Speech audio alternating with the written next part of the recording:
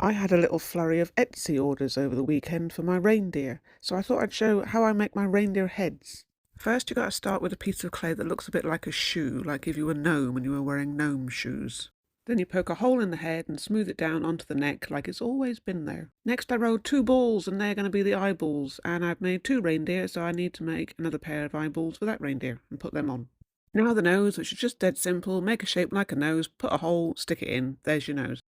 Next the ears, and you get a piece of clay and you make it look a bit like a flower petal, and you pinch the ends, then you poke a hole and stick it in, and there's your ear. Next is the antlers. They're a bit more tricky. You get something that looks a little bit like a sausage, and then with your finger and your thumb you just pinch out the ends to make it look a bit like that. Stick a hole in the head and then put the antler in, and just do that times 2 for each reindeer. Then I must admit I forgot to film the next bit, so I'll pretend just to put the eyeballs in, but that's what they look like, and then when they're fired and in the kiln and they come out glazed, they look like that. And that's how you make a reindeer.